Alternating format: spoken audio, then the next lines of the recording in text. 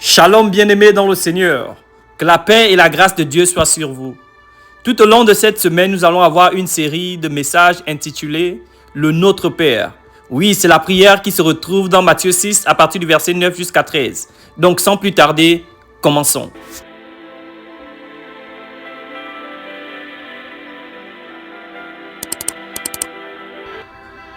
Aujourd'hui, nous abordons le numéro 2 du Notre Père, qui est aux cieux. Pourquoi la parole de Dieu a eu besoin de préciser qu'il est dans les cieux?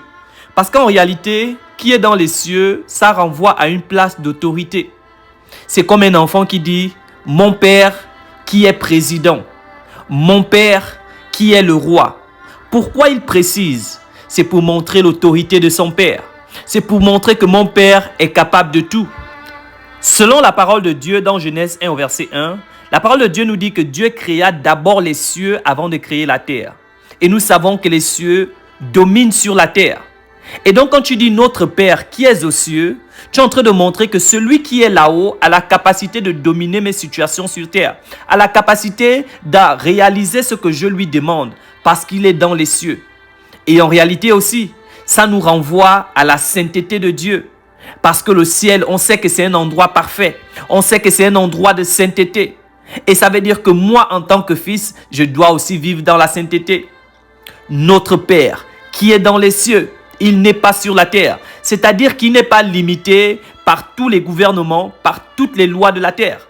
Mais il est au-dessus de toute loi et il est au-dessus de tout gouvernement. C'est pourquoi la parole de Dieu nous dit, il est le roi des rois et le seigneur des seigneurs. Donc aujourd'hui, je voulais te dire, bien-aimé, quand tu pries ton Dieu, sache qu'il est tout puissant, sache qu'il est dans les cieux, il n'est pas sur la terre. Et donc, il n'est pas limité aux choses qui nous limitent sur la terre. C'est pourquoi la parole de Dieu nous dit dans Matthieu 19 au verset 26 que ce qui est impossible à l'homme est possible à Dieu. Toute chose est possible à Dieu. Père éternel, merci encore de nous rappeler ta position, merci de nous rappeler ton autorité.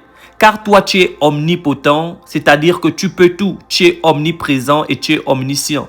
Nous te bénissons parce que tu as voulu nous rappeler là où tu te situes, afin que nous soyons dans l'assurance et de savoir que notre Père est tout puissant et capable de toutes choses. Afin que quand nous prions, nous avons la certitude que tu es capable de le faire. Car si un enfant peut présenter son père qui est président, son père qui est roi, c'est parce qu'il sait que son père est capable de faire ce qu'il demande. Nous aussi, nous avons l'assurance que notre Père est capable de faire ce que nous lui demandons. Nous te rendons gloire et nous te rendons grâce. Au nom de Jésus-Christ, Amen.